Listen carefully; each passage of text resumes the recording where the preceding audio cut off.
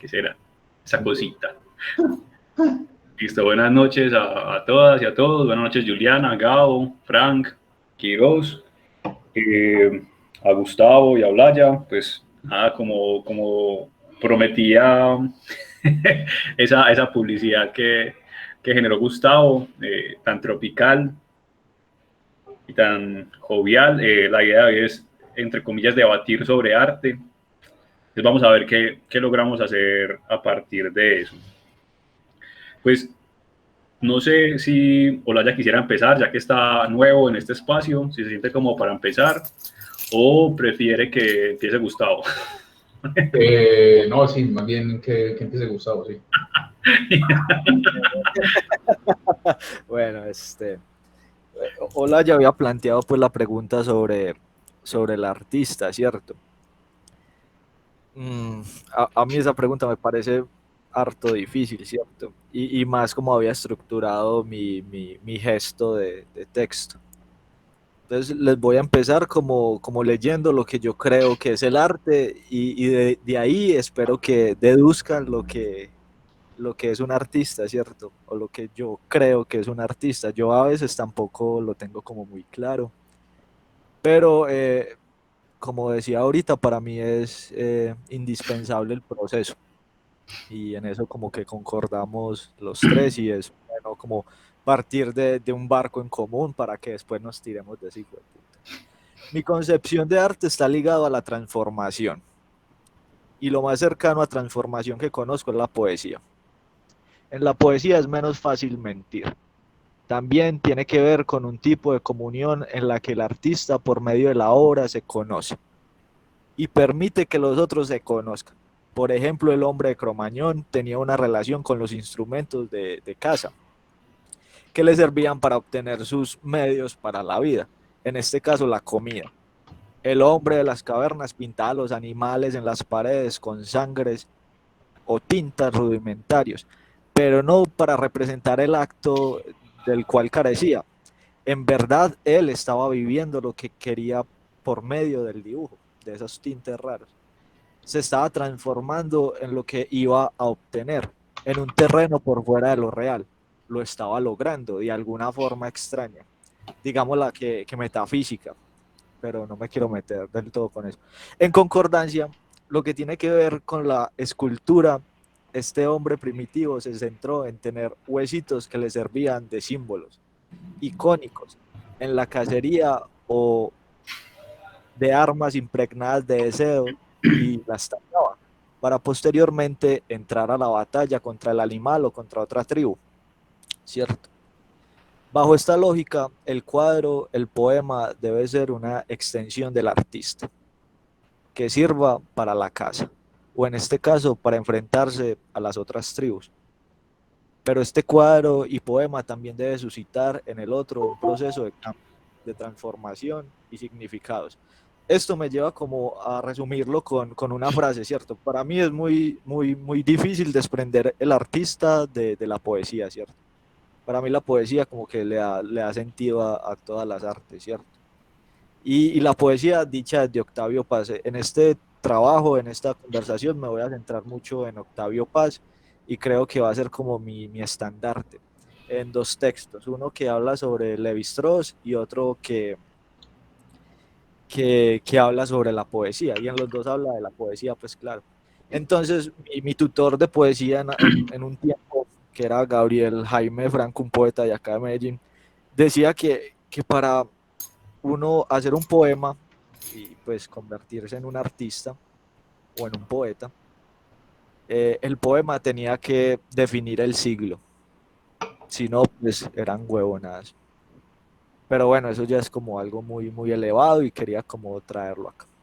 Así empiezo esta charla de debate. Bueno, ahí estado. Yo por mi parte, pues creé un ensayo que se llama Industria del Arte, la infame daga escondida de Dionisio primero, que heredó un tirano llamado Macbeth, y pues lo que hago es tomar dos textos como punto de partida. Uno es, bueno, la historia de la espada de Damocles, que me parece muy chistoso porque la espada nunca fue de Damocles, ¿cierto? La espada era de Dionisio y se la puso al pie de la cabeza y lo amenazó, pero el relato aparece como la espada de Damocles. Entonces, pues en resumen Damocles era un cortesano y Dionisio primero era un dictador, pues un tirano.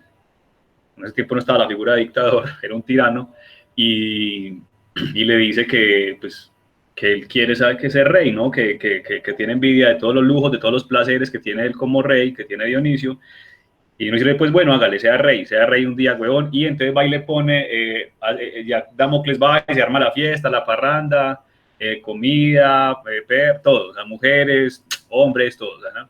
Y luego, cuando ya Damocles se siente un ratico a reposar como en el trono, ve que pues arriba hay una espada gigante, colgada hay un pelo de crin de caballo, y va y le pregunta a Dionisio que por qué, y él le dice pues que es que ese reino es tan fácil, ¿no? Que todo el tiempo tu cabeza está en peligro. Básicamente eso por una parte, pero me quedo con ese asunto, con el asunto del nombre, que es que porque pues el relato se nombra como la espada de Damocles cuando la espada no era de Damocles, eso es importante.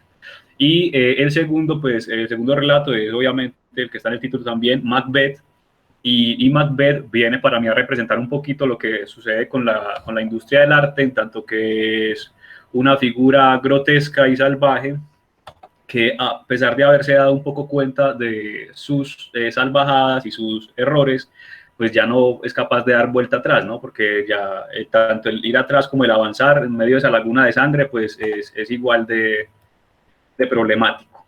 Bueno, entonces ahí como para hacer un poquito la referencia para quienes tal vez no conozcan la historia de Macbeth, pues este tipo era un loco, ¿no? Y se enloqueció más cuando unas brujas le dieron la profecía de que no podía morir a manos de un hombre parido por mujer, y el man, pues imagínate, pues, dijo, no, pues hombre, que no me mata a nadie porque todos somos paridos por mujer, pero resulta que hay un tipo al que arrancaron del vientre de la madre muerta, que se llama Macduff, y al final pues le arranca la cabeza. Eso básicamente.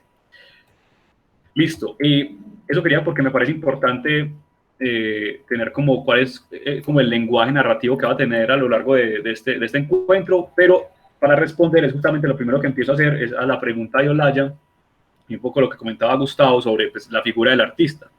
Si para mí algo debe tener el artista es es que tiene que ser un ser místico, ¿no? Es un ser que es capaz de lograr despertar ciertas afectividades en el otro, y que no es solamente a través de su obra, sino a través de toda la forma en la que se construye ese sujeto como artista, ¿sí? Entonces, el artista que tomé digamos, pilar fue Joseph Beuys, que pues, era alemán, y me pareció un sujeto muy importante porque fue de los pioneros en la lucha pues, contra el arte moderno, aunque él partió de ese grupo de los modernos. Entonces, este man tenía una frase que lo hizo muy popular, y era que en todo hombre hay un artista, ¿sí?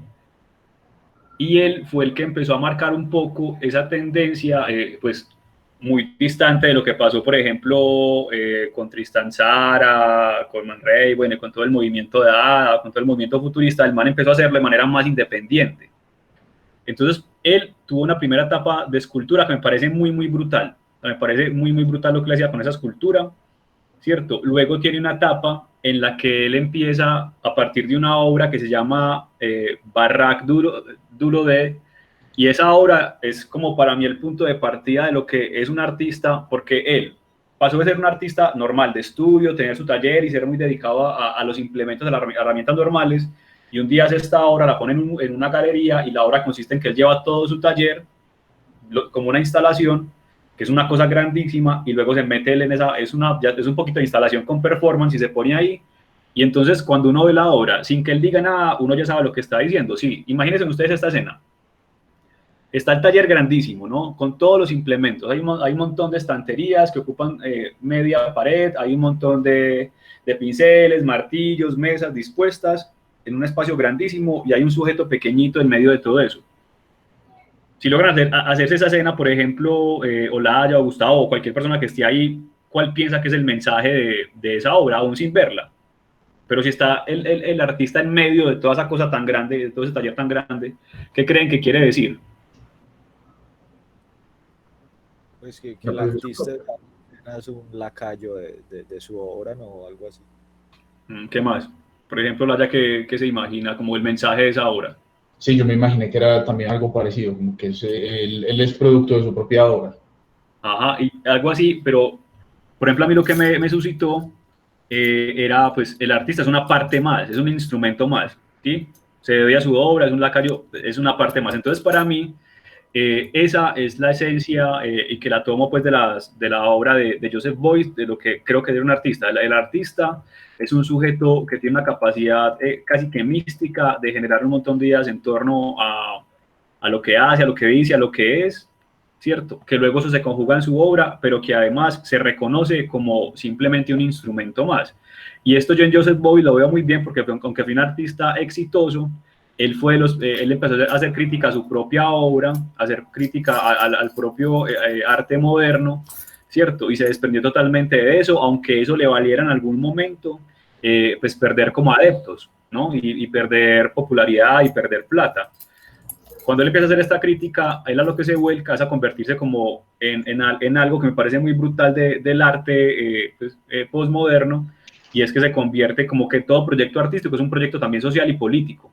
Entonces este man deja de lado toda esa cuestión de lo que supone que es bello, de los cánones de la estética valorativa, y dice, pues el artista es un sujeto que crea, ¿sí? Y la creación o la obra artística es lo que tiene el artista en la tierra, pues, para sentirse dueño de algo, para sentir que aporta algo, y ese algo que aporta o ese algo que crea debe ser siempre evolucionario. Es decir, el arte, un poco como decía ahorita Gustavo, también tiene que ser algo que tenga una incidencia pues, no solamente en el escenario, que es lo que hace el Ready Make de Duchamp, sino que tener una incidencia pues a partir del impacto que tenga en la gente que lo percibe, en la interacción con la obra. Eso como para arrancar. Bueno. Bueno, yo, por ejemplo, yo me fue preguntando dentro de lo que tenemos hoy, como en el aspecto cultural que tenemos hoy, ¿a quién podemos llamar artista? Y empecé como a mirar como precedentes, por lo menos modernos, de qué es lo que ha pasado y a qué tipo de personajes estamos llamando artistas. Porque empecé como bueno, igual no es una discusión nueva, porque eso es algo que yo llevo infinidad de discusiones con Gabo Montoya de si este man es un artista, si no es un artista, si nos está vendiendo humo, si de verdad esto es válido, si no es válido. Sí, por ahí va la cosa, ¿no? Y las discusiones que hemos tenido mucho sobre el reggaetón y si lo que hace Bad Bunny ¿cómo es real o no es real, si los raperos tienen derecho por ejemplo, a siempre estar en la misma línea musical. Eso es una cosa que lo hemos discutido mucho y que yo empecé también a ver como en celebridades como de esferas un poco más altas, ¿cierto? Entonces empecé a notar que con el boom pues, del capitalismo en el siglo XX, el arte se empieza a concebir como un objeto de oferta comercial, ¿cierto? Se vuelve entretenimiento. Y cualquier persona pública empieza ya a tener como ese mote de artista. A veces ni siquiera sabemos por qué les estamos llamando artistas, y eso de manera muy indistinta se les empieza a llamar, y el significado del arte comienza a tergiversarse. Ya no sabemos si es artesanía, ya no sabemos si es mero entretenimiento, ya no sabemos si es arte. O sea, todas las cosas que Gabo acaba de mencionar se empiezan a ver muy difusas y no sabemos qué persona realmente las tiene y cuáles no. Entonces, hay que hacer sinónimo, perdón, me empecé a perder, eso me iba a pasar. Bueno, entre las celebridades hay una cosa que es también como un común denominador, y es la constante lucha por estar en el ojo público, por ser el protagonista. Y cómo lo hacen, con controversias, con polémicas, sacando algo que impacte. No importa si es una cosa efímera, dentro de 2 semanas pensamos otra cosa y volvemos otra vez a hacer tendencia. Y es una cosa pues que hoy lo tenemos cada semana, cada 2 días, lo que sea, pero no es nuevo. Lo que pasa es que por los medios tecnológicos que tenemos hoy por hoy es como más generalizado.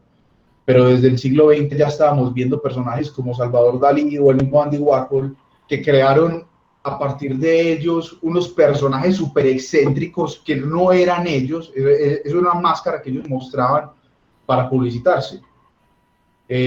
Por ejemplo, tenemos a Warhol, que desde el principio él lo aceptaba, él decía que él lo que quería era fama y dinero, él quería era codearse con estrellas, él quería era andar con toda la gente cool de Hollywood, con toda la gente cool de Nueva York. A la cuestión del arte, pues al final el que hizo, lo que hizo fue replicar la fórmula de Dalí, de ser muy excéntrico, pero americanizarla. Y crear pues ya ese producto empaquetado, industrializado americano de arte. Yo, por ejemplo, frente a ese tema del arte y lo industrial, pues justamente elegí a Joseph Beuys porque él marca una diferencia o me permite comprender que hay formas distintas de relacionarse con lo mecanizado y con lo industrial. Entonces, por ejemplo, en el caso de Beuys, él como ya por allá en su tercera o cuarta etapa, él empieza a construir a partir de 4 elementos que son la miel, la grasa, el bronce y el fieltro, ¿cierto? Es como una tela ahí.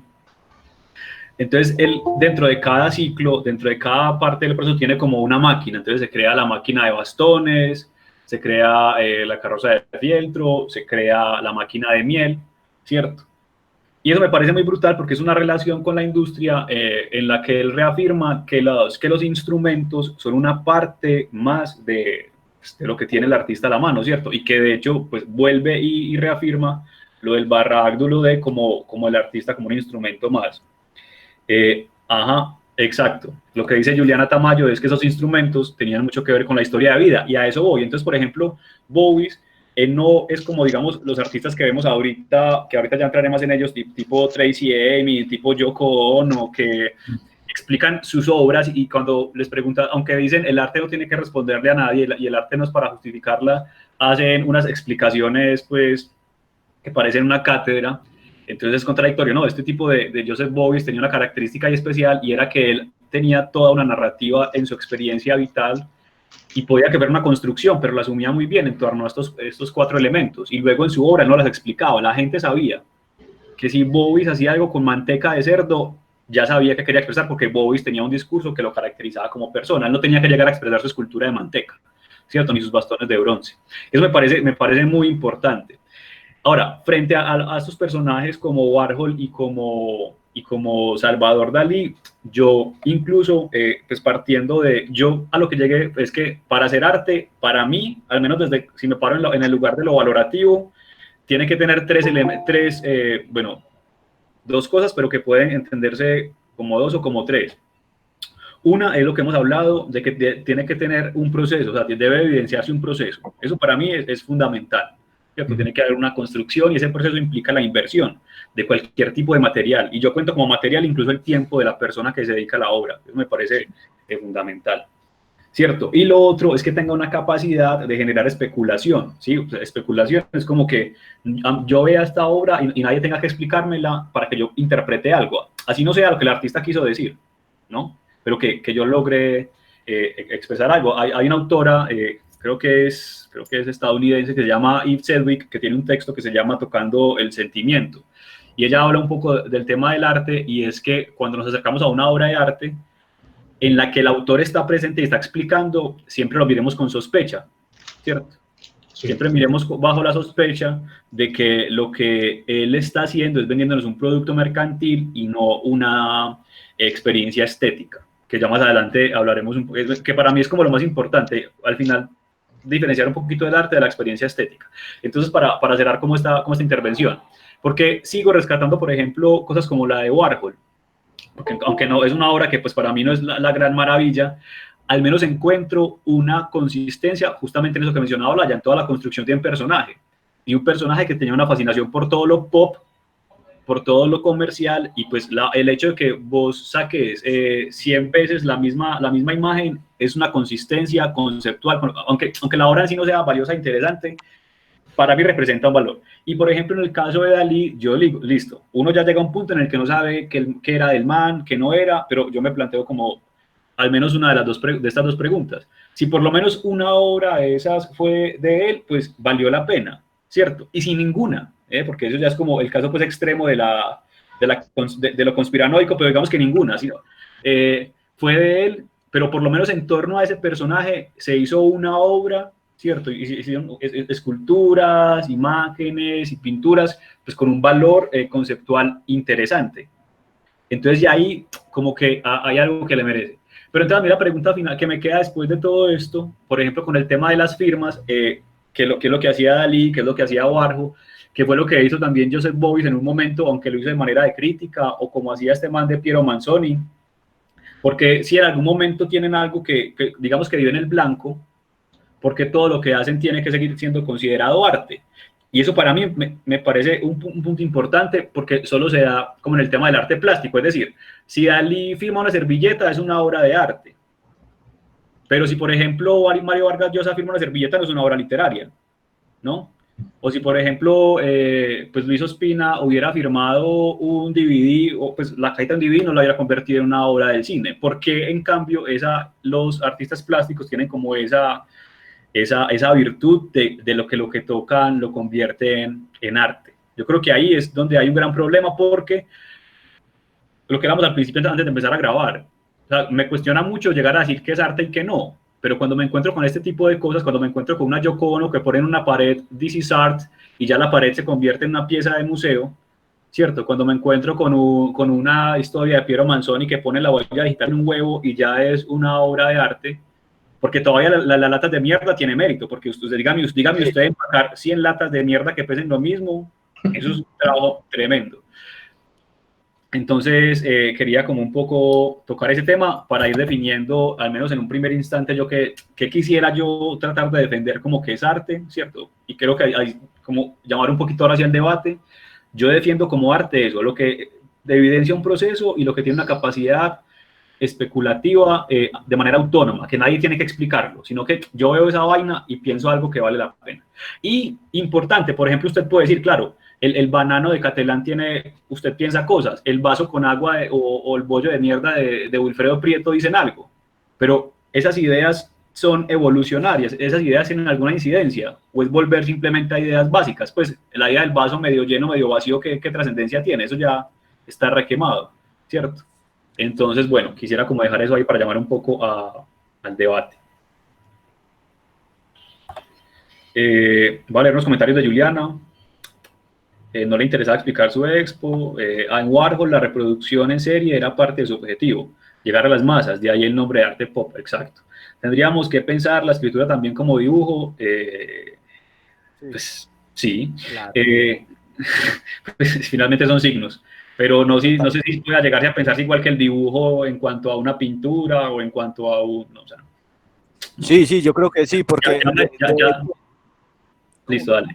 Voy a terminar de leer los comentarios porque creo que tiene más autoridad en ese caso, pues, o al menos más afectividad metida Sebastián y Gustavo que yo en cuanto al dibujo. Y Miguel dice, son dos resultados del mismo mecanismo psíquico. Bueno, ya, más o menos ahí respondía Miguel un poco también. Listo, ahí están. Yo quería hablar eso sobre lo que acabaste de nombrar del dibujo como, de la escritura como dibujo. Y es algo que me encontré como leyendo a Rilke y estudiando a Rilke. Rilke trabajó con Auguste Rodin. Rodin era el padre de la escultura moderna.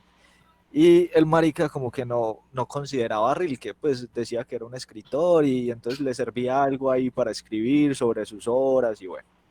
Y bueno, ya después de que todo pasó y que se conoció pues la fama de Rilke, mucha gente dijo que era mejor los textos de Rilke a las esculturas de Rodin.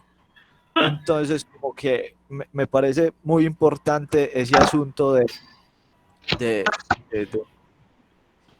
ponerse a darse con pues si uno desde la escritura es bueno, se puede dar con la escultura, si uno desde, pues sí me entiende. Por ejemplo, eso mismo hacía este man de Durero. Ese man le tiraba a los escultores desde su pintura y competía con con su pintura, con sus autorretratos de frente, porque los hacía de frente para darse en la jeta con los únicos que en ese momento hacían cosas de frente, que eran los escultores. Entonces yo diría que sí, uno puede como, como, sí, como equiparar es la palabra. Bueno, de pronto equiparando en ese sentido, es que como lo dijera, es que no es en significado, porque es que yo encuentro ya el conflicto es como desde lo semiótico, o sea, sí. Cierto, es que es el signo y el significante y el significado el que te cambia completamente el mensaje. Ahí es donde yo ya no puedo considerar la escritura como dibujo, pues. Pero en la metáfora, Olaya, en la metáfora. Por eso, sí, es que me fui mucho a eso, pues yo creo que ya por la formación, pero en la metáfora, pues sí, tal vez. Eso, por ejemplo, Gabriel Montoya dice como, bueno, hace una pregunta inicialmente y es, pero cerebralmente evocan a lo mismo. Pues, Gabo, bueno, vale, tu segundo comentario que creo que hablas. Yo creo que la escritura, al ser leída, puede entrar por el nervio del oído y la pintura por la vista, pero la escritura, o sea, todas las expresiones, digamos, estéticas, y no voy a decir que son solamente pintura, escultura, música, entran por todos los órganos por los órganos de los sentidos. Nosotros tenemos una experiencia sensorial completa, ¿sí? A la hora de vos leer, ¿cierto? Vos estás en contacto, sea con tu mouse, con tu notebook, con tu celular, con tu libro, está la experiencia del tacto. También vos cuando estás no te puedes, digamos, desligar. Estamos hablando de alguien que tenga todos los sentidos, ¿no? Pues ya cada quien irá reduciendo los sentidos que haya perdido, pero luego no te puedes desprender del escenario en el que estás y vas a escuchar, hay una experiencia auditiva que se vincula. Luego está pues obviamente lo auditivo, pero también está lo olfativo, ¿cierto? Y que cuando vinculas esos elementos incluso hay toda una experiencia del gusto, aunque por supuesto que en cada experiencia estética pues hay unas cosas a las que se les da prioridad, ¿cierto? Por ejemplo, lo ideal de la escultura sería que la pudieras tocar, pero la cultura de los museos es que no toques. Entonces ahí como que se veta un poquito y la escultura, que podría generar una experiencia de tacto más fuerte, se pierde un poco, pues, también a partir de todo este tema de la normatividad. Están muy participativos hoy. Voy a tirar esta pregunta a ver quién la responde. De Juliana también. Pero sería la escritura como imagen, que es dibujar y escribir, sino unir puntos por medio de líneas. Esa está fácil, esa está fácil. Esa pregunta la responde este man de José Asunción Silva, porque por ejemplo cuando uno lo lee, eso parece un video ni le fue puta, ese man ya está en un castillo y después se va para las nubes, para las estrellas y después vuelve donde la amada, y no como este marica está muy, no sé, La escritura, yo leo bien porque la escritura como imagen, o sea, ella se está refiriendo a la idea de unir puntos por medio de líneas, o sea, el hecho de escribir, o sea, no lo es, exacto, la grafía, eso es tipografismo. Y la grafía cuenta como ilustración entonces. Sí, es tipografismo, que es ilustración por medio de letras. Listo. Nada, bien. Esas preguntas, bien. Yo tenía una respuesta contraria, pero realmente no me atrevo a... ya dígala, estar ahí. Pues es que yo también me lo remito justamente desde lo que venía hablando de esa experiencia estética, porque si se reduce pues al acto mecánico de la grafía, va.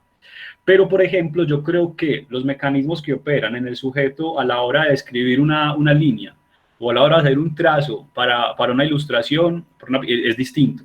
Sí, el proceso es distinto.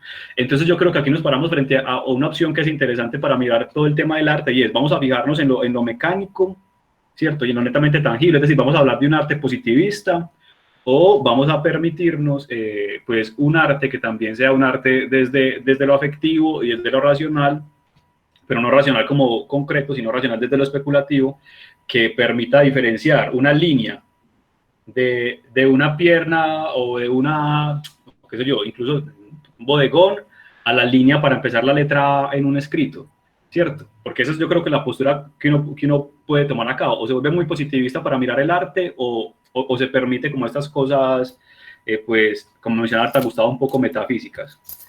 Bueno, no, pero Juliana lo decía que por el tema de las firmas, o sea, no, eso de las firmas es pura cháchara y puro, eso es mercantilismo del más oscuro y el más inescrupuloso, eso no. Por ejemplo, eso de los tatuadores, de LED, ¿cómo es que se llama? No sé decirlo en inglés. Sí, ¿sabes? Eso es, hay unos muy brutales, por ejemplo, ese que hay en Envigado. En Envigado que hay que es como un ojo. Sí, ¿sabes? Ese fue puta, es un genio. Yo cuando vi eso, yo estaba gonorrea tan teso, piro. Perdón las palabras, pero no las puedo sacar de mi discurso, hacen parte de mi pueblo.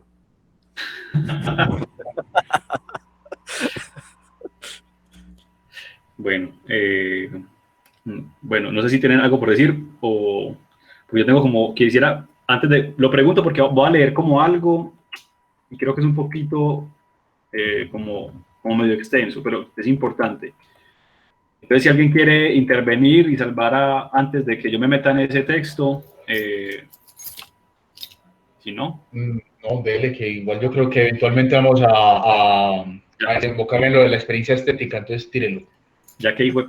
Listo, entonces, pues realmente lo que les he compartido es más o menos lo que venía escribiendo. Entonces, ahí, cuando termino justo de explicar o de comentar lo que les decía ahorita, que es para mí el arte, que termina con una frase que es: por último diría que el carácter y compromiso social del artista, que pretende salirse de los cánones tradicionales con las implicaciones de su obra, también pueden tener un valor determinante. Dame un segundo, permito a Jonathan. Y bueno, inicio el otro párrafo con lo siguiente: por tanto, si intentara responder a la pregunta primera, es decir, ¿qué es arte y qué no?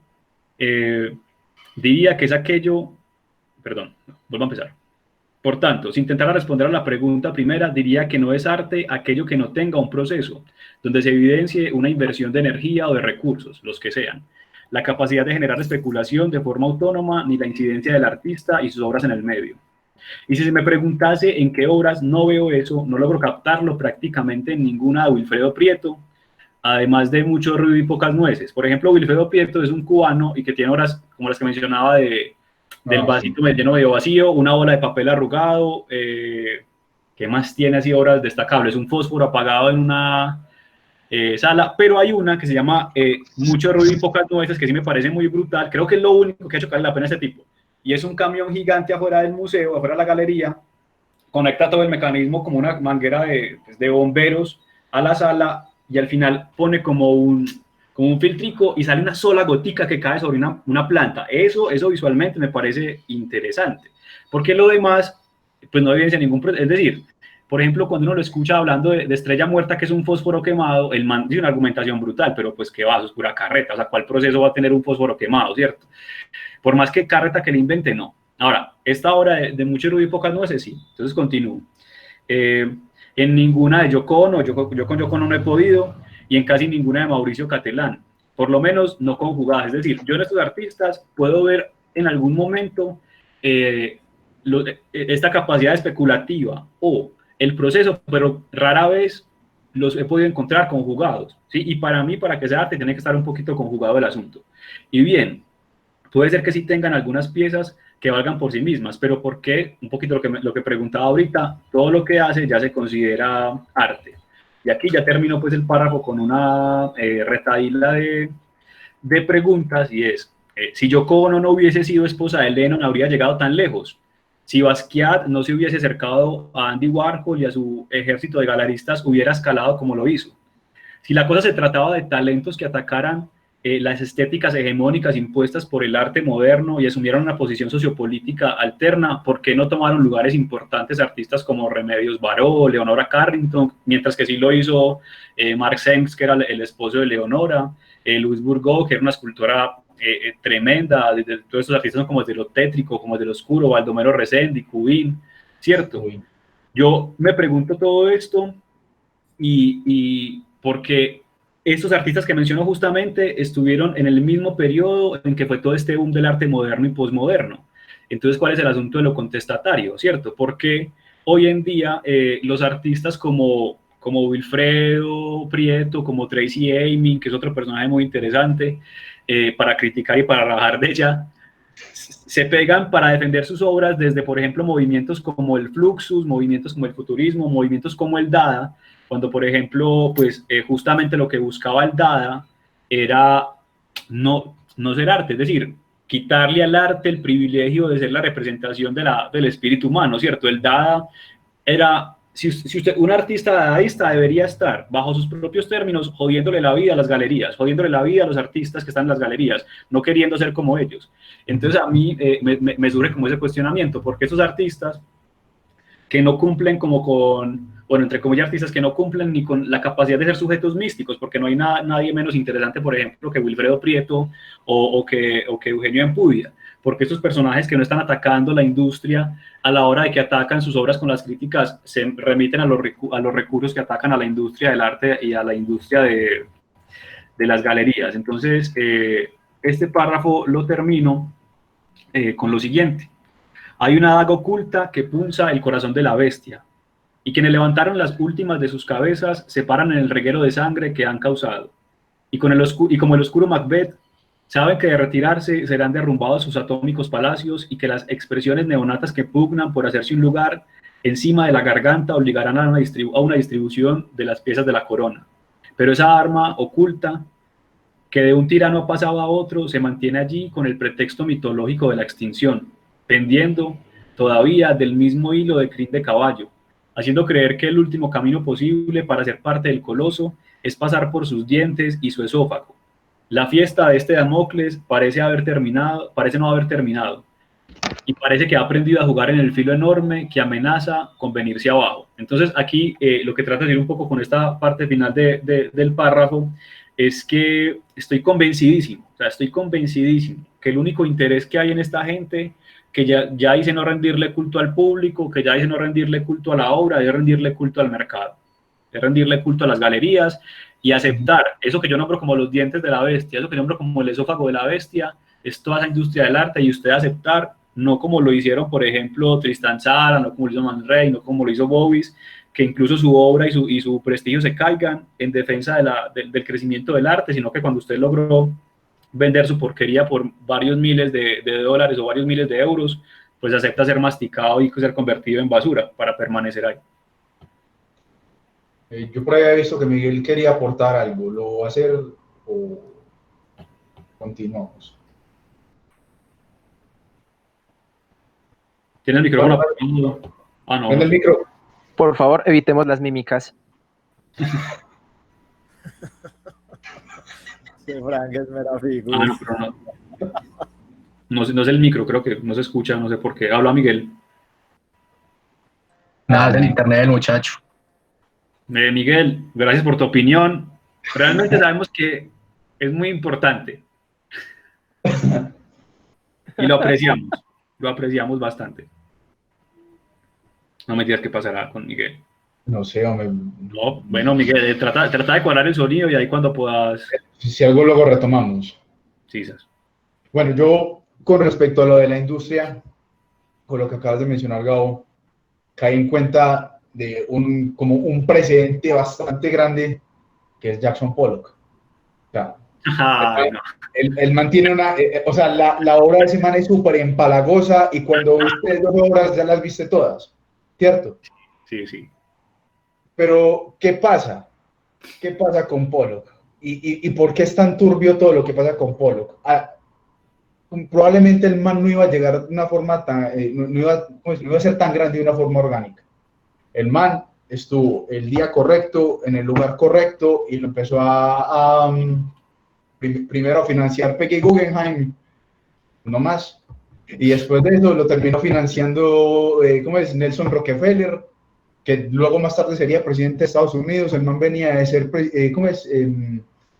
creo que era el presidente de Asuntos Interamericanos de la CIA, y estaban buscando él, junto con otro tipo, algún artista que tuviera ese arquetipo de supermacho americano, y se encontraron básicamente al vaquero de Marlboro con un pincel. ¡Ah! Dios mío. ¡Qué belleza! Entonces comenzó como todo ¿cómo se dice? Comenzaron a hacer todo este montón de propaganda procapitalista, ¿sí? Y empezaron a decir, sí, es que la obra de Jackson Pollock es la representación del libre mercado. Cada uno de esos puntitos, cada una de esas manchas, de esos regueros, es una empresa que se hace libre en los Estados Unidos de América, la tierra de los libres. En contraposición, por ejemplo, en su momento, lo que era el constructivismo ruso. A mí me gustaba. No. Que, por ejemplo, cuando usted ve el constructivismo ruso, todo está hecho con escuadra, todo está hecho con un montón de elementos, todo está perfectamente situado, todo tiene una planeación previa, ¿cierto? Entonces ellos lo estaban haciendo pues como este símil entre la economía comunista, que todo es pensado desde el Estado, y la economía capitalista libre de Estados Unidos, donde todo el mundo se va por donde le da la gana. A partir de allí, comienzan ellos le crean una teoría a Pollock, se puede decir, porque la idea de Pollock era, yo no creo que él tuviera eso en mente, él era un borracho y mujeriego, él lo que quería era hacer una expresión una explosión de energía, ¿cierto? Yo no sé hasta qué punto es válido, hasta qué punto es bueno, probablemente a mucha gente le guste. A mí me parece bacano, como un fondito para algo, ¿cierto? Es decorativo, es bien, pero yo a veces pienso que incluso un tipo como Norman Rockwell, que es uno de los grandes ilustradores del siglo XX, fuera amigo de él, algo bueno le vio. Entonces, digamos, yo a Pollock le sigo dando cierto beneficio de la duda, más allá de toda la maquinaria de publicidad que se le hizo. Pero, Matarife, por ejemplo. ¿Cómo? Es como Matarife, por ejemplo. Matarife. Más o menos. Por ahí va la cosa. Todavía se le da el beneficio de la duda. Hombre. Pues me refiero a Polo.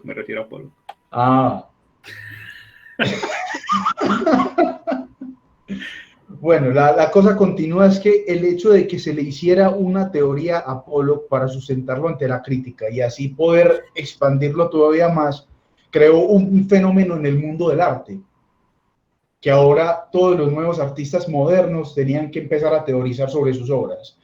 Y comenzó un problema además allí, que ahora la obra era más una ilustración de la teoría que la teoría una explicación de la obra. Sí.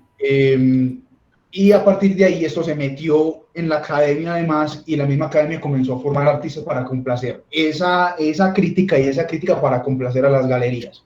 O sea, se convirtió en un monstruo, ¿cómo se dice? Sí, en un monstruo mercantilista, toda esta cuestión del arte en esa parte del siglo XX. Y yo creo que es la herencia que más o menos estamos cargando, pero que tal vez ya se puede uno como empezar a ver destellos de ciertas libertades gracias a que existe el Internet. Pero digamos que durante esa época, se puede decir, los galeristas, los críticos y la academia tenía al mundo del arte y a los artistas por el cuello. Hacen lo que nosotros queramos o les damos malas críticas y usted se muere de hambre. Dale, Tavo. Es que ese es como lo que yo más me cuestiono, el hecho de comer. Una pregunta que tenemos todos. Sí, pues, por ejemplo, el arte debe ser inmortal y pobre, como decía Borges en Arte Poético. Eso es como lo que, pues, a mí me gustan ese tipo de artistas porque ganan plata con esa mierda que hacen, ¿cierto? Yo si fuera un tipo de esos que hacen ese tipo de arte, tendría como un lado, mis creaciones para el vulgo, para la gente, para la empresa, para los políticos, y otra como para mí, ¿cierto? Pero es muy difícil porque entonces ya me dejaría guiar por la fama y me sumergiría pues en el dinero y no me importaría el arte, como lo hizo Rimbaud. ¿Cierto? Rimbaud, no sé si fue así textual, pero se me vino Rimbaud, porque ese marica a los 21, dejó de escribir a los 21 años, escribió hasta los 21 años y después vio que algo le daba más plata que el arte y fue traficar con armas, por ejemplo, y se dedicó a traficar con armas. Entonces, como que esa es como la cosa, como el arte debería como dar plata, ¿cierto? Como ponerte en un lugar. Y esos artistas que ustedes mencionan, pues ganan dinero, ¿cierto? ¿Y por qué? Porque están con la élite, con los poderosos, con los que dicen cómo pensar. Y entonces en estos días estaba leyendo sobre asuntos como la memoria colectiva, por ejemplo.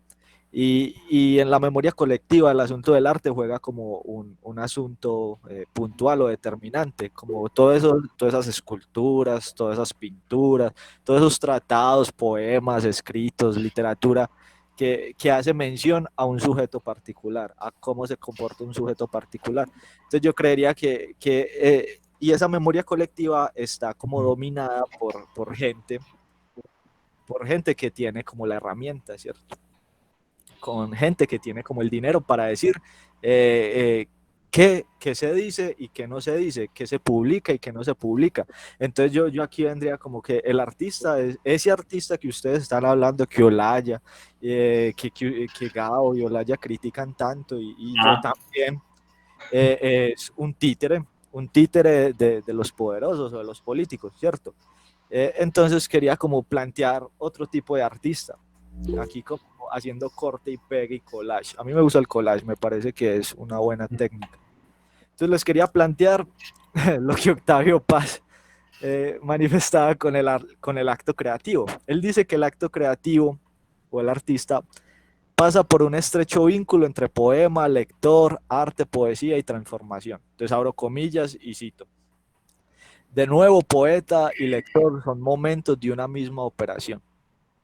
Después de escrito el poema, el poeta se queda solo y son los otros, los lectores, los que se recrean a sí mismos al recrear el poema.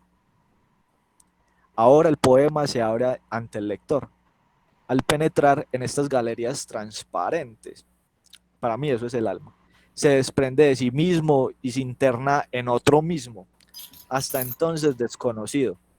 A un tiempo el poema nos abre las puertas de la extrañeza y el reconocimiento, el poema o el arte, ¿cierto? Y yo soy ese, yo estuve aquí, ese mar me conoce, yo te conozco. En tus pensamientos veo mi imagen repetida 1000 veces hasta la incandescencia. Eso a mí me parece súper brutal porque el poeta se le metió a la gente, se le metió a la mente a la gente. El poema es un mecanismo verbal que produce significados solo y gracias a un lector o a un oyente que lo pone en movimiento. El significado del poema no está en lo que quiso decir el poeta, sino en lo que dice el lector por medio del poema. El lector es ese silencioso ejecutante del que hablaba Levi-Strauss. Es un fenómeno común a todas las artes. El hombre se comunica consigo mismo, se descubre, se inventa por medio de la obra de arte. Entonces, por allá, este Octavio Paz en ese texto de Levi-Strauss y el festín de Esopo dirá o decía que el artista o el poeta no debe ser muy diferente al clérigo, al político y al comerciante. Y que había una relación estrecha entre artista y hombre primitivo, porque el hombre primitivo no se separaba de la historia, por ejemplo, y se vinculaba como a la naturaleza.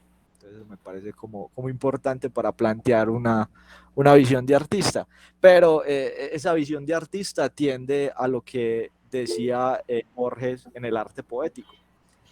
aunque Borges fue pues muy, muy reconocido y a veces como que algunos dicen que es muy sobrevalorado. Entonces voy a leer algo de arte poético de Borges y termino mi cháchara. Mirar el río hecho de tiempo y agua y recordar que el tiempo es otro río. Saber que nos perdemos como el río y que el rostro pasa como el agua. Pues Borges se merece tanto reconocimiento, yo creo. Sentir que la vigilia es otro sueño que sueña no soñar y que la muerte que teme nuestra carne es esa muerte de cada noche que se llama sueño. Ver en el día o en el año un símbolo de los días del hombre y de sus años, convertir el ultraje de los años en una música y un rumor y un símbolo. Ver en la muerte el sueño, en el ocaso un triste oro, tal es la poesía, que es inmortal y pobre, lo que le decía ahorita a ustedes. La poesía vuelve como la aurora y el ocaso, o sea que es un ciclo. A veces esto me gusta mucho porque, por ejemplo, miren lo que dice este marica acá. A veces en las tardes una cara nos mira desde el fondo de un espejo. El arte debe ser como ese espejo que nos revela nuestra propia cara. Cuentan que Ulises, harto de prodigios, lloró de amor al divisar su Ítaca, verde y humilde. El arte es esa Ítaca de verde eternidad y no de prodigios. O sea que sigue siendo pobre, fue puta. Pues, conchudo Borges, yo no sé, yo creo que Borges tenía una vida digna, ¿no? También es como el río interminable que pasa y queda y es cristal de uno mismo. Heráclito inconstante, que es el mismo y es otro, como el río interminable. Entonces, yo no sé, la verdad, eso me cuestiona mucho. Me pone como triste, como nada, qué marica, no destinado a la pobreza. Por ejemplo, a mí, y ya como para ir, porque pues, o menos por mi parte, quiero pasar como más como a un mundo que no sea tan, que en el fondo es muy impredecible todo este mundo de la industria y de lo político, ¿cierto? Yo creo que cuando uno se mete por acá, pues como que más o menos saben que va a terminar siempre todo, pero sí quisiera como justamente con eso, ¿sí? A mí lo que más me molesta es que a partir de estas dinámicas, lo que sucede es que la gente, tanto los artistas emergentes como el público, termina alejándose de la experiencia del arte. Sí, pues los artistas, porque entonces si vos no tenés la capacidad, pues que se nombra como capacidad, o simplemente no tenés la disposición de someterte a esas lógicas del mercado, entonces no tenés un lugar ahí. Bueno, y que además y que la capacidad tiene mucho que ver con conocer gente y tener plata, ¿cierto? Y bueno, y estar en el lugar correcto, en el momento correcto. Es una cuestión también muy de azar, pero me parece mucho más delicado que alejen a la gente. Yo personalmente he conocido muchas personas que prefieren no volver a una galería, prefieren no volver a un museo, porque en algún momento cuando se vieron frente a una obra que no les generaba nada y decían yo no veo nada, yo no siento nada, o otro poser llega y les dice que no tiene la capacidad intelectual de entender, ¿cierto? Y entonces ese asunto para mí es el efecto más devastador que ha generado toda esta industria del arte actual, ¿sí? Bueno, actual y que ya lleva rato, pero que es vigente, alejar a la gente. Y también la otra parte es que es muy curioso porque todas estas artes que en teoría se desprenden del futurismo, ¿cierto? Del Fluxus, del Dada, que luego crean cosas como el urbanismo, ¿cierto? Que es todo ese tema de la calle. Lo más patético que pudo pasar, por ejemplo, fue que el urbanismo no se demorara ni medio siglo para volver a las galerías, ¿cierto? Que pasara de ser un movimiento, de tomarse la calle y que el arte fuera para la gente, a estar peleándose otra vez por las galerías, ¿cierto? Pero que eso me parece un asunto interesante porque justamente de eso se trata. Para mí, el arte, al menos el arte dentro del espectáculo, y aquí ya empiezo a salirme un poco de las galerías, ha sido un tema de mochar cabezas, ¿sí? Un tema de cortar y nuevos emergeres. El arte funciona un poco así. Y por eso yo incluso, todo eso, por ejemplo, el tema del Art Deco, que me parece muy chistoso porque la gente, los que hicieron Art Deco, pues no les importaba mucho que los criticaran por ser banales, pues estaban forrándose en plata y la gente disfrutaba, pues ya que importa, ¿cierto? Pero luego hay un momento en el que todo el mundo reclama un retorno a la galería, que lo que genera es ese efecto, y lo que ustedes venían mencionando como de todo ese entramado político, toda esa argumentación, todas las justificaciones, lo que hacen es alejar a los artistas emergentes que no tienen el poder ni las posibilidades de estar ahí, y alejar al público que no tienen la plata para pagar muchas veces esos lugares, y peor, alejar al público diciéndole que no tiene la capacidad intelectual o la sensibilidad estética, ¿cierto? Y entonces, yo con ese tema de lo estético, en un segundo, es por donde quisiera como empezar o invitar a que, orientemos la discusión tal vez a responder la otra pregunta que teníamos, ¿cierto? Ya hemos hablado como, bueno, el lugar del artista, qué es el artista, que eso nos llevó un poco a todo este lugar. Por ahí hay unos comentarios de Gabo y de Rincón frente a lo que ustedes mencionaban del artista como un objeto, pues como un sujeto político. Valdría la pena pues responderlas, pero quisiera eso, como que ya pasemos a tratar de definir, por ejemplo, fuera de este marco de la industria, sí, fuera de este marco de lo político y lo económico, si podríamos decir que hay algo que sea arte, algo que no sea arte, y también pues qué implicaciones tiene o qué implicaciones nos merece. Yo, por ejemplo, para dar claridad sobre el tema, me paro sobre todo este discurso de las nuevas estéticas, ¿cierto? De, digamos, autores desde la literatura como Sartre, como Baudelaire, como Poe, como Bukowski, ¿cierto?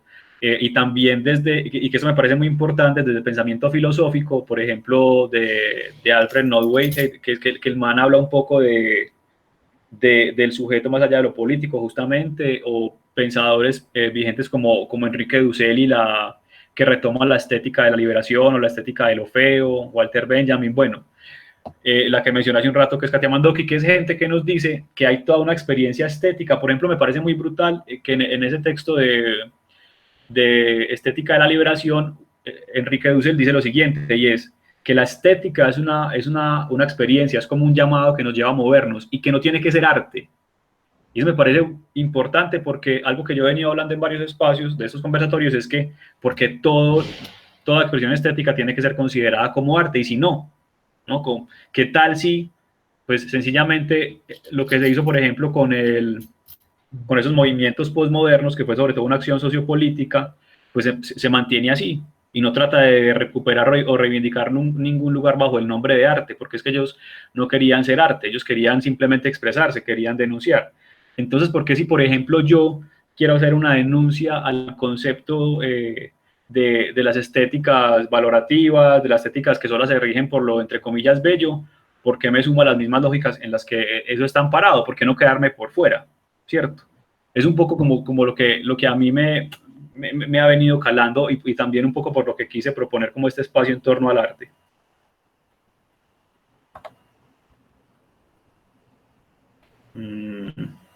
Pregunta de la Montoya que si el arte requiere de la industria o puede existir aparte. No, pues, o sea, el arte no requiere específicamente de la industria. Yo creo que la industria del arte es una apropiación por parte del sistema económico para convertirlo en un producto de consumo. Pero arte existió siempre.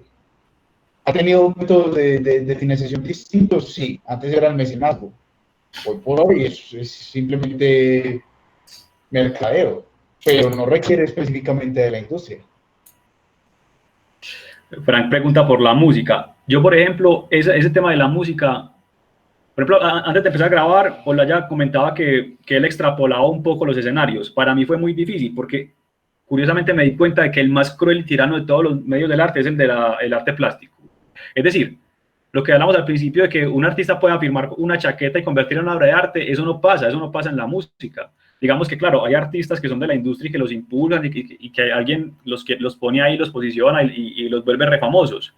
Pero, por ejemplo, vos ves lo que pasa, artistas, digamos, con trayectorias de 20, 30 años, cuando la cagan y reciben la crítica total, ¿no? Cosa que no va a pasar con el artista plástico. ¿Ustedes cuando han visto que dentro de la misma industria están criticando a los artistas por hacer cosas obsoletas?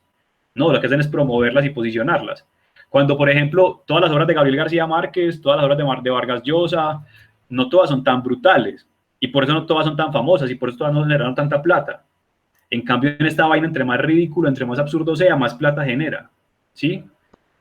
Y digo que más plata genera porque es proporcional a la inversión. La inversión de, por ejemplo, una cáscara de banano abierta sobre una piedra, pues que vos la vendás a $10.000, ya es todo, ¿no? Está toda la ganancia que te puedas imaginar. Cosa que no pasa, por ejemplo, en la industria de la música, en la que vos tenés que hacer una inversión muy grande para poder viralizar, pues convertirte en un sujeto famoso dentro de la industria del arte. Te tienen que meter o tenés que meter millones y sacar un producto que puede que guste o que puede que no. Y todo el tiempo lo vemos en la industria del arte, que hay artistas que logran llegar a un lugar, pero luego se derrumban en su propio producto. yo no veo eso en la industria del arte plástico, que por eso me parece una industria tan violenta. O sea, me parece que es además peligrosísima porque es un mundo que nadie se fija. O sea, la gente sobre todo consume música, la gente sobre todo consume literatura, cine, pero la mayoría de gente no consume pinturas, esculturas, ¿cierto? Porque además son muy costosas, pero también porque es un mundo súper cerrado. Yo me pongo a pensar en eso y me pongo, vuelvo al término de paranoico. O sea, que no tendrá algo que ver con que seamos tan distantes a las galerías, a los museos, con que esa gente quiera que la gente no esté ahí, ¿no? Yo creo que es verdad eso, perdón, Gabo, y yo creo que parte también de una cosa, yo no sé si es que la han retorcido mucho, pero es parte de algo que dijo Max Scheler, que es que hay gente que no tiene la capacidad de percibir la belleza. Yo creo que parten de ahí y empiezan a juzgar, o sea, yo realmente no creo que haya gente que no sea capaz de percibir la belleza. Estoy seguro que no. Tal vez hay niveles de educación como cuando vos y yo conversábamos de lo de tener cultura visual, ¿cierto? Es como ir yendo por pasos que la gente se va educando y va conociendo, pero no una incapacidad de percibir belleza como asumen los galeristas, como estás exponiendo. Sí, entonces, bueno, eso creo que ahí como que terminó un poco, pues como ese llamado. Voy a leer como algunos comentarios. Miguel dice, porque el arte es la ciencia de las imágenes, no, el arte no es ciencia, el arte es todo lo contrario, yo creo, a ciencia. Pero bueno, ya miraremos y discutimos ese tema. Yo por lo parte a Miguel digo eso, para mí el arte no puede ser ciencia. Es de hecho una cosa que se opone a la ciencia. Gao pregunta cuál belleza. Exacto, Gao. Ahí es donde se vuelve difícil definirlo, pero se vuelve fácil, porque cada quien podrá apreciar algo que considere bello y que considere armónico según pues, su experiencia, ¿cierto? Y cómo ha forjado esa intención de lo estético, de lo bello. Dice Frank, pero muchas veces no es belleza lo que alegan, sino el no poder comprender el mensaje también, y lo que decía de la capacidad intelectual que no tiene la persona que es excluida. Entonces, bueno, yo creo que vale la pena un poco meternos como en este aspecto que toca justamente esos temas. Por ejemplo, el comentario de Miguel me parece interesante, o sea, como que también es para, si quisiéramos diferenciar un poco y avanzar un poco en esta discusión del arte, creo que valdría la pena llegar como a, si no decimos qué es arte, al menos diferenciarla y otras cosas, ¿cierto? Como se menciona como la vía de lo negativo. O sea, por ejemplo, bueno, no tomarlo como simplemente qué es el arte, qué es la belleza, sino más bien como ir como a una definición de estética, que yo por ejemplo en ese momento recuerdo la de Kant, en Crítica del Juicio, que la estética es el arte, que es la ciencia que estudia e investiga el origen del sentimiento puro y la manifestación, ¿cierto? Y la manifestación de que es el arte, o sea, que es una reflexión sobre los problemas del arte. Lo que, lo que es estético y lo que es antiestético, ¿cierto? Es que lo que es antiestético ya sería algo que no puede, que no tiene una manifestación, ay, yo no sé, yo me... Por ejemplo, la idea de Olaya, yo creo que, no sé, pero por ejemplo, en el texto de Dussel que mencionaba ahorita, en Estética de la Liberación, él justamente lo plantea así. Si la estética es un llamado, o sea, lo estético es algo que nos llama y nos convoca un movimiento, lo antiestético es aquello que nos genera repulsión. Pero no repulsión como el término de qué asco, qué fastidio, porque eso también es un afecto. Repulsión en términos de que simplemente nos aleja y nos distancia, como que no logramos conectar desde la afectividad, sino De que rechazo, tomamos ¿no? con eso. ¿Cómo, Frank? Pues que más que, digamos que más que, como vos decís, no es un asco, sino más bien es como un rechazo, como al Sí, mensaje que da. como que no logramos generar un vínculo afectivo o racional siquiera con ese elemento. Entonces, eso es lo que, según Dussel, se nombraría, podría llamar como antiestético. Me parece interesante. Gustavo, ¿qué tenés por...? No te tenés el micrófono apagado, Tavo. Mera hueva. Pues yo soy la hueva. Ya habíamos dicho que por favor no mímicas. Esa es otra forma de la expresión artística, otra forma de la belleza, ¿cierto? Bueno, puta, se me perdió lo que iba a decir. Pero no, venga. Estaban hablando de la belleza, de lo estético. Entonces, para mí fue inevitable pensar, por ejemplo, en concepciones estéticas, ¿cierto? Por ejemplo, ustedes decían, Gabo estaba hablando de que hay personas que no se pueden comunicar con ciertos objetos. Entonces, eso me llevó, por ejemplo, a pensar en la estética junguiana. Por ejemplo, lo que cuentan de Jung o lo que se cuenta de Jung, que ese marica estaba sentado sobre una piedra y empezó a pensarse en relación a la piedra y a ver que en realidad no había relación entre el pensamiento y la piedra. Entonces decía como que en realidad yo estoy pensando a la piedra o la piedra me está pensando a mí. Entonces eso me pareció como muy pertinente para esa cosa de los objetos y la estética según los autores, ¿cierto? Entonces, por ejemplo, la estética no vincula únicamente lo bello, ¿cierto? La belleza, también está lo siniestro o lo feo. Entonces, la definición que para mí sobre belleza pues tengo como preponderante, va como muy a la par con lo que ustedes estaban diciendo y creo que no coincide, porque ustedes manifestaban que bueno, no sé ustedes ya que manifestan, pero quería nombrar lo que Rilke decía, que todo lo bello es terrible en las elegías de Duino y que todo ángel es insoportable y que pues, nosotros no estamos preparados para atender y soportar la belleza. Ya después Heidegger dirá que toda su filosofía estaba condensada en las elegías de Duino. Entonces, bueno, entonces, por ejemplo, la estética de Heidegger yo creo que está como ligada a ese ser para la muerte, ¿cierto? A encontrar esas cosas, esos cuadros, esos poemas que nos remiten a, a esa sensación de que en algún momento nos vamos a morir y que esa va a ser nuestro único sentido, ¿cierto? O por ejemplo, la nietzscheana que está ligada a lo apolíneo y a lo dionisiaco, a lo apolíneo como todo lo perfecto, lo que tiene como estructura, y a lo dionisíaco como lo vago, lo que no tiene estructura, Pollock, por ejemplo. Hombre. Entonces, ¿cómo? Pollock es sencillamente una tergiversación de lo apolíneo porque es técnica. O sea, Pollock es en teoría, Tecné es una máquina de hacer pinturas. Dionisiaco, ¿qué tiene Dionisiaco un balde regando pintura? Dionisiaco Pollock. El desorden de toda esa mierda ahí.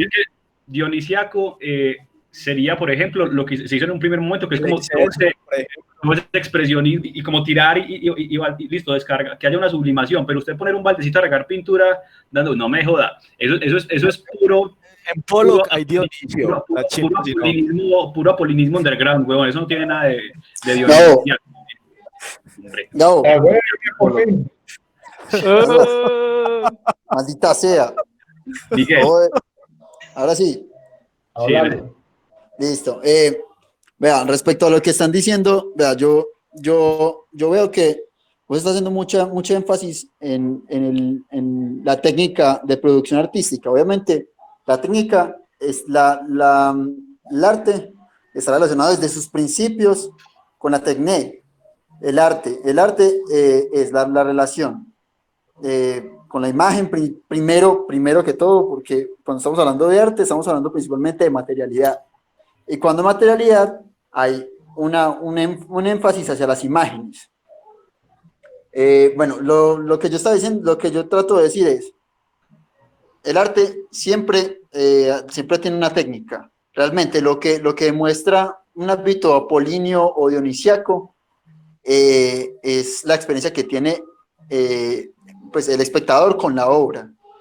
Eso es realmente como creo que lo que uno pues es algo que uno también debe evaluar cuando uno está hablando de una obra, sí. Que no solamente el método de producción, sino también principalmente la experiencia estética que hay entre obra y espectador, y también mirar eso es lo que iba a decir en un principio, es mirar los medios de expresión, porque ahí es lo que está hablando Frank de la música. La música también es arte, pero está mediada por otro medio de comunicación que es el sentido del oído. Los sentidos son la base de la experiencia estética. ¿Y cómo es la base de la experiencia estética? Es es el medio por el cual nos comunicamos y tenemos una interacción tanto con el exterior como con el exterior, como con nuestro interior anímico. Y siempre depende del medio por el cual el ser humano interactúa con la obra, da la condición de cada obra, efectivamente.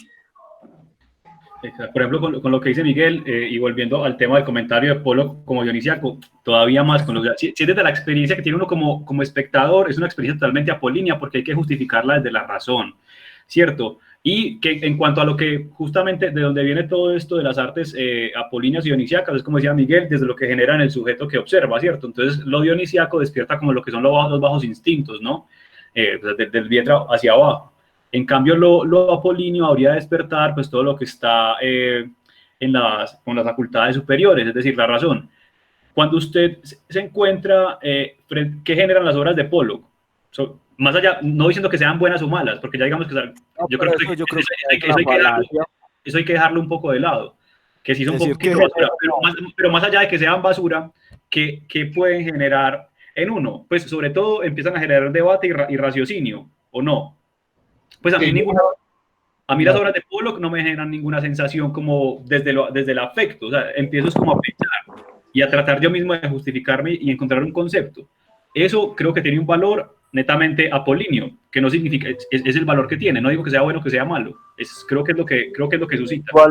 Igual eso también es parte de la polaridad de las obras, porque ninguna obra es completamente apolínea, pues como ningún sentimiento de por sí, ninguna experiencia humana es de un solo polo, realmente es multipolar. Por ejemplo, muchas personas que ven, a ver, ¿cómo se dice? Muchas personas tienen experiencias muy, ¿cómo podría decir? Como muy relacionadas con la carne, muy terrenales, muy... ¿cómo es que ¿banales? ¿cómo se dice? No, banales no, muy... Cachondas. No. No. Sensoriales, dice Gabo. Muy sensoriales. Sí. A ver, no. Sensuales. No. Sensuales en términos presocráticos. Que tenga que ver con las tripas. Es que no tengo la... Viscerales. Viscerales, exacto. Viscerales. Muchas personas tienen experiencias muy viscerales viendo hiperrealismo, por ejemplo. ¿Por qué? Porque primero depende también de la imagen, depende del contexto y también por cosas naturales como por ejemplo el fenómeno del horizonte de sucesos en el cual uno... no, ese no es. Bueno, maldita sea, si no recuerdo, estoy muy denso, lo siento. Pero sienten como un shock o como una especie de incomodidad cuando una imagen se pasa de real, cuando la apariencia de realidad de una imagen es tan penetrante, hace que las personas entren como en un estado de shock y de angustia. Sí. Eso tiene un nombre, pero ahorita no lo recuerdo bien y pues no quiero hablar mierda. Pero sí, yo creo que eso es que es muy incómodo ver cosas que parecen hasta más reales que uno en un cuadro, ¿no? Sí. Eso se incomoda, sí. Y es lo que dice Miguel, genera como una experiencia más orgánica, como más visceral. Gracias, Miguel. Tavo, ¿vas a decir algo? Hola, ya. No, pues que estaba pensando como en qué cuadro es más real que uno. Yo no sé, a mí, por ejemplo, me parece muy visceral. A ver, no son hiperrealistas, pero yo, por ejemplo, yo tengo ese tipo de reacción cuando veo las pinturas negras de Goya. ¿Las de quién? ¿Puedes mostrar un ejemplo, de Goya. Juancho? Sí, porque, bueno.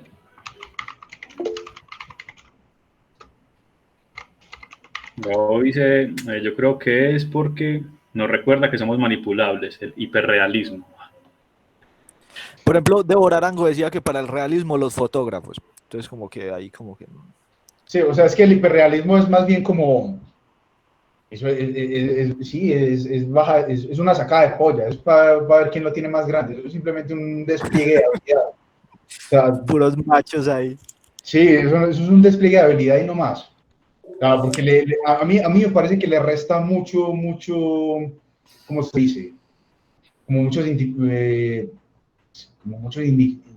sé, es que no sé si es significado implícito, no sé, como que o sea, le resta textura, le resta saborcito, le resta O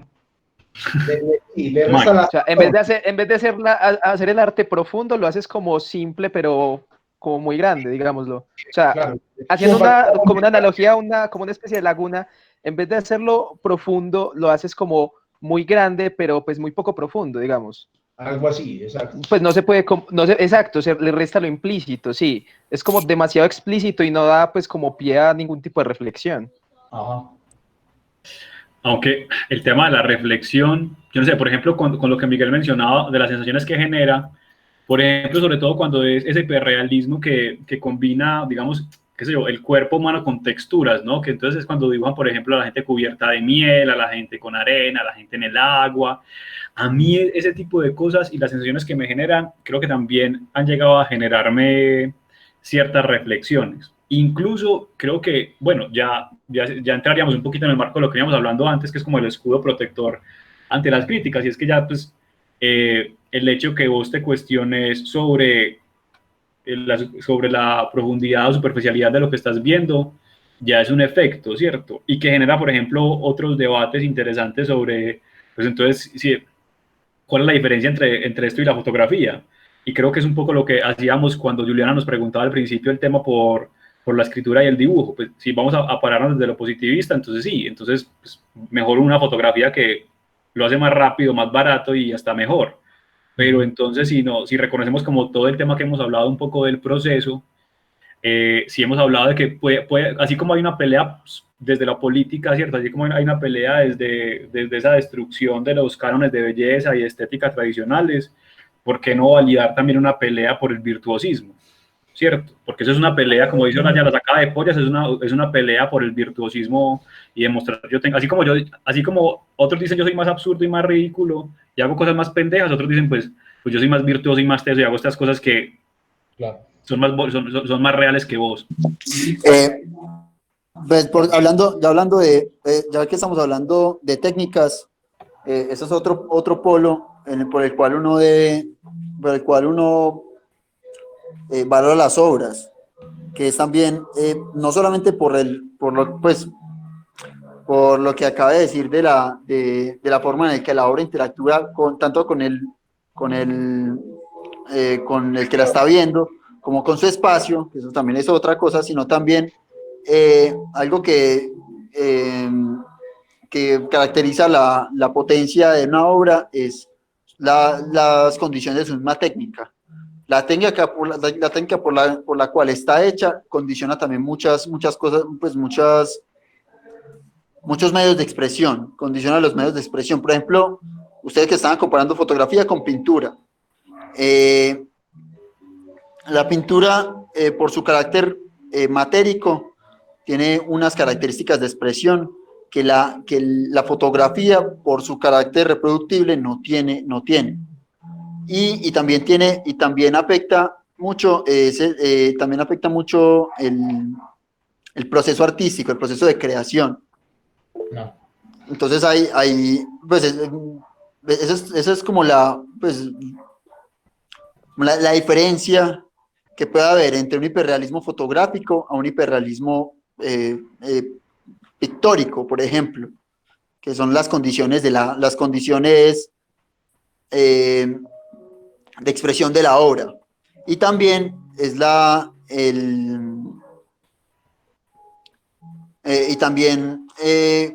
condiciona el modo en que se puede tratar un tema o el modo en el que se puede también, ¿cómo es que se dice? Exponer ese tema. Porque, por ejemplo, es muy difícil coger o al menos es mucho más dificultoso, hacer una pintura hiperrealista gigantesca que hacer un mapping, por ejemplo. Entonces, y eso afecta también su valor. Eso también afecta también su valor como expresión artística. Entonces, pues, pues el debate que estamos haciendo entre diferentes medios de producción tiene, pues, no solamente es frente como a lo que estamos diciendo de méritos y de virtuosismo, sino también de las otras condiciones del arte, que son, pues, lo que estaba diciendo, la reproductibilidad, ¿cómo se dice? La exposición y también la expresión. Sí, total, por ejemplo, eso que menciona Miguel es también que si uno se pone a pensar, y me parece muy importante lo que dijo Miguel, de hacer el llamado al público, ¿cierto? Al espectador, porque yo creo que ahí es donde el arte realmente podría tomar como otros horizontes en cuanto a debatirla y a mirarla. Porque, por ejemplo, pues, ¿por qué pagan una millonada por un cuadro hiperrealista de su familia y por una foto de la familia 10.000 pesos? ¿Cierto? Pues puede que la foto, pues, se vea mejor, ¿no? Incluso usted puede tomar una super foto con una super cámara y sacarla en gran formato, y que se vea brutalísima. Pero es como que el hecho de que a vos te conviertan en una obra de arte, ¿cierto? El hecho de que para hacerlo se genera en todo un proceso y se destinan una cantidad de recursos, también genera como otro valor. Entonces creo que ahí es importante, pues, tener presente, creo que en todas, en la literatura, en la música, en el teatro, en el cine, como cuál es el lugar. Entonces, más importante la pintura que la fotografía. También. No, no es que sea más importante, simplemente tiene otros valores. ¿Cómo así que otros valores? Valores no es lo mismo que hablar de importancia. No, pues valores son como las características que tiene, las diferencias. No, y también los valores son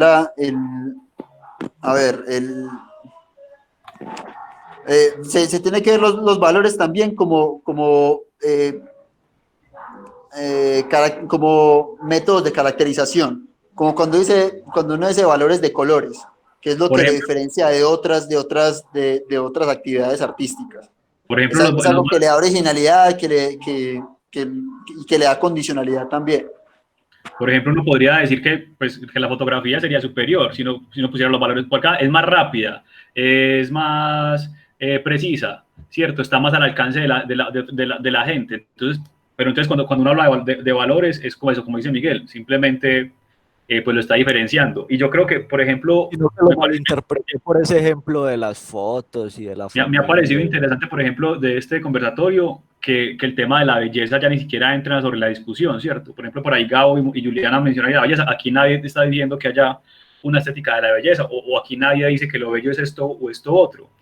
Eso me pareció interesante porque estamos como al menos en un lugar más allá de esas discusiones tan pendejas de qué es lo bello y lo estético, y creo que buscamos como una cosa más general y más abierta. Y lo mismo, o sea, es que uno meterse en la pelea de decir que, por ejemplo, que el teatro es mejor que el cine, o que el cine es mejor que el teatro, que la pintura es la fotografía, no, pues eso creo que son discusiones que un poquito como mandas a recoger. Yo quisiera terminar por mi parte leyendo algo que es como la gran conclusión a la que llego después de como la investigación, y finalmente pues la comparto porque sí encaja un poco con lo que hemos conversado, si no pues descartada.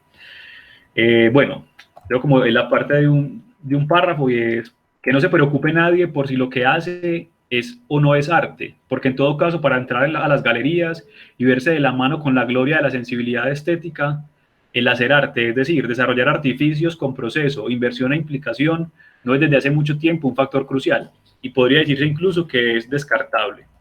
Asimismo, desde la postura ofrecida por Jürgen Klaus en sus textos La expansión del arte, y del mismo modo en que lo hacía Bowis, podría decirse que en todo hay una dimensión artística, en la ciencia, la ingeniería, la mecánica, la agricultura.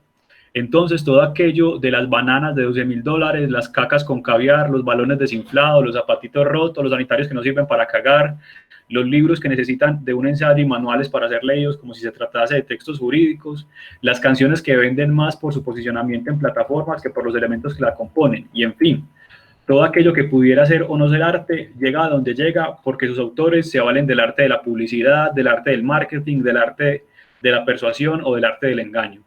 Hace mucho que la espada cayó y rompió el cráneo de forma del rey impostor, que por la velocidad del impacto no se ha dado cuenta de que su festín ha durado tanto solo porque es un delirio post-mortem. Cree que su cabeza sigue intacta, pero hace tiempo que reposa inerte, ahogada en su propia porquería, mientras cientos alzan provocando que el hecatónquilo abandone la responsabilidad y se retire a otro lugar con el resto del rebaño, porque en ese marasmo grotesco en el que todo es arte, sus 100 ojos reconocen en común acuerdo que todo sería mejor si nada lo fuera, o por lo menos quedaría lo mismo. Y finalmente, más allá de toda la tergiversación que de manera voluntaria y luego asumida se da a la industria del arte, para decir con certeza si algo es arte o no lo es, habría que hablar también de qué es pensamiento, afectividad y estética, y qué no lo es. Ante tales medidas, pienso que lo más prudente es que deje de considerarse al arte como la vaca sagrada de la humanidad, para que no todas las otras expresiones del pensamiento, la afectividad y la estética luchen con tanta crudeza por hacerse un lugar a su venia.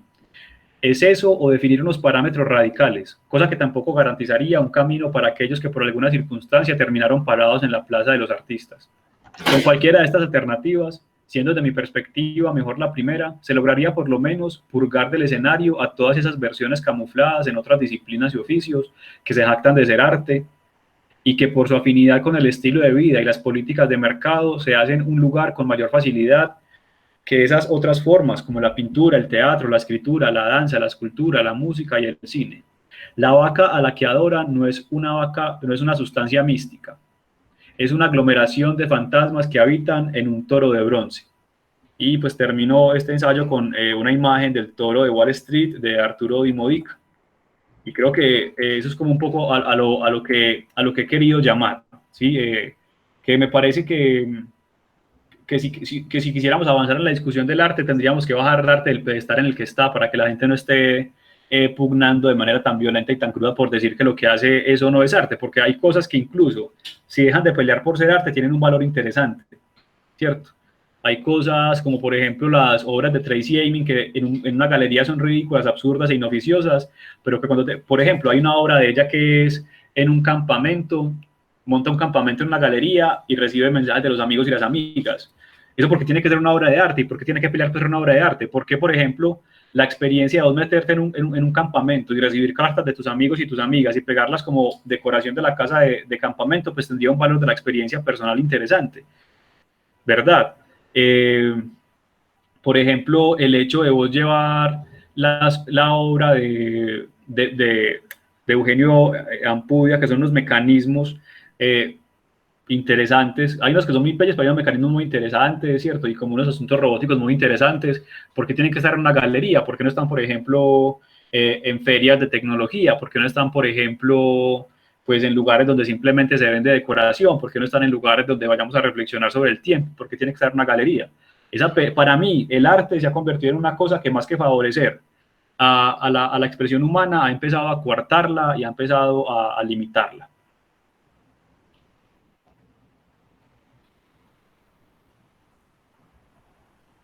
Hola, ¿ya qué dice? Uy, padre. No, yo no tengo forma de dar una conclusión así de elaborada.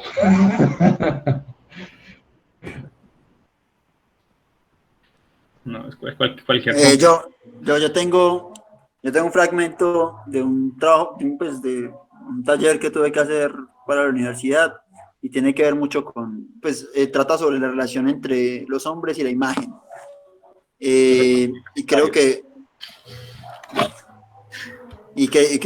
pues, puede aportar mucho a lo que hemos discutido en esta noche. Dale, Miguel. Bueno. La relación entre la ninfa y los hombres tiene 3 características transportables a la relación entre los hombres y las imágenes. Ambas se presentan como una sombra del hombre.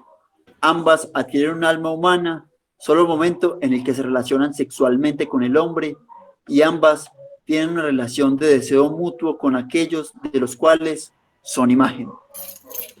Las ninfas y las imágenes se muestran siempre como una segunda carne. Son una creación espiritual y sutil, con una condición intermedia entre animal y espiritual, exiliada de la trascendencia que permite el alma humana, es decir, la posibilidad de poder liberarse de la corporalidad incompleta de la que padecen. Creadas ambas a imagen y semejanza del hombre, están siempre en tendencia a la forma que él tome, pero también diferenciadas por su origen y por su forma de morir, ya que solo pueden conectarse con el absoluto, Dios y el intelecto, al momento de unirse sexualmente y engendrar un hijo con un hombre. Esto nos lleva a la segunda característica, que es la dependencia de, por medio de una relación pulsional con el hombre, aliviar su ambigüedad existencial. Esto produce una conexión con el deseo humano, que las convierte en una conexión polar con su animalidad y su espiritualidad. O sea, es la imagen es una conexión entre la animalidad y la espiritualidad del hombre, expresada esta en una segunda carne. Cuando hablo de segunda carne es una creación que es idéntica al hombre, pero que se diferencia en que no tiene alma, como la imagen, que es una creación idéntica al hombre, pero no tiene alma. O solamente adquiere un alma o una característica específica al momento de relacionarse con el hombre. Relacionarse sexualmente es entregarse de manera pulsional, de manera por los sentidos, no por la razón. Que las convierte en expresada esta en una segunda carne, tanto de la ninfa como del hijo, que con ella engendra y permite la posibilidad de perpetuar tanto su humanidad como su segunda carne. El hijo que tiene el hombre con la ninfa o el hombre con la imagen es la cultura humana, y la cultura humana es la que nos permite perpetuar nuestra propia humanidad y poder tener al menos la ilusión, al menos la esperanza y el fin de poder mejorar la humanidad y poder tener una sensación de progreso y esas cosas. Eso que necesitamos los humanos para poder vivir. Y ya, pues sí, eso es... Bueno, espérate, ahí tengo un último parrafito chiquito. Dale. Esta conexión que genera el ser humano al relacionarse pulsionalmente con su segunda carne genera que tanto el hombre como la ninfa se vuelvan objetos de deseo mutuamente y que se busquen para poder procrear un hijo humano, campo de transposición de lo pulsional en racional y de lo particular en absoluto, que sea en uno o en otro sentido. O sea, que mediante la relación del hombre con las imágenes y su transformación en cultura, se puede tanto traer lo particular y convertirlo en absoluto, o lo absoluto convertirlo en particular, o lo particular, lo particular en absoluto o lo absoluto en particular. Ayuda a hacer como esa transición para poder comprenderlo también y para poderle dar otra forma de existencia. Entonces, sí. Listo. Gracias, Miguel, hermano. Yo quiero concluir con un poema a propósito de lo que decía Miguel, de esa ayuda del arte a hacernos mejor personas, ¿cierto? Y que el sujeto necesita, o bueno, lo que yo interpreté, Miguel, lo que el sujeto necesita, pues para poder existir, ¿cierto? Porque para mí es fundamental el arte en la existencia. Para mí no existiría yo si no existe el arte, porque me ayuda a convivir con todas estas maricadas. Y entonces les quería presentar un poeta griego que se llama Cavafis. Creo que es Salvador Cavafis, algo así. O me estoy aquí. Sé que es Cavafis, ¿cierto? Y es griego. Y quería como unirlo a lo que hablaba de Borges, cuando él en el arte poética decía que cuenta que Ulises, harto de prodigio, lloró de amor al divisar su Ítaca. Entonces yo quiero que todos se vean como por ejemplo el asunto del Ítaca, esa isla que añoramos. Cuando salgas de viaje para Ítaca, desea que el camino sea largo, colmado de aventuras, colmado de experiencias. A los lestrigones y a los cíclopes, al irascible Poseidón no temas, pues nunca encuentras tales tendrás en tu camino. Pues nunca encuentros tales tendrás en tu camino.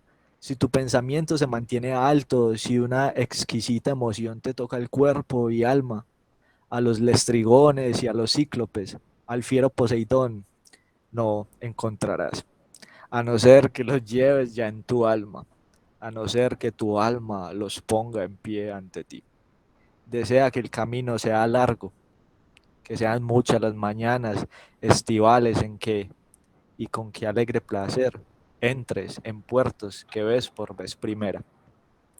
Detente en los mercados fenicios para adquirir sus bellas mercancías, madreperlas y nácares, ébanos y ámbares, y voluptuosos perfumes de todas las clases, todos los voluptuosos perfumes que te sean posibles, y vete a muchas ciudades de Egipto y aprende de los sabios. Mantén siempre a Ítaca en tu mente. Llegar allí es tu destino, pero no tengas la menor prisa en tu viaje. Es mejor que dure muchos años y que viejo al fin arribes a la isla, rica por todas las ganancias de tu viaje, sin esperar que Ítaca te va a ofrecer riquezas. Ítaca te ha dado el viaje hermoso. Sin ella no te habrías puesto en marcha, pero no tiene ya más que ofrecerte. Aunque la encuentres pobre, Ítaca de ti no se ha burlado. Convertido en tan sabio y con tanta experiencia, ya habrás comprendido el significado de las Ítacas. Esa es mi conclusión. Listo. Ahí estaba hermano Laya. No sé si ya tienes como algo para... Yo lo que quise apuntar, incluso pues se me quedó en el tintero, pero yo lo que quise apuntar fue como que hiciéramos una reflexión de qué es el arte que estamos consumiendo, y que tuviéramos como una mirada un poquito más a fondo de qué es lo que nos han vendido y de qué es lo que nos han dicho que es como la historia del arte, qué es lo que es importante, y estos autores que pues que nos dicen es que es imprescindible para entender para entender el arte. Si usted no le gusta entonces usted no sabe nada de arte. Entonces me parece como que es importante uno como empezar a fondo para ¿cómo decirlo? Para tener una mirada un poquito más crítica sobre el asunto.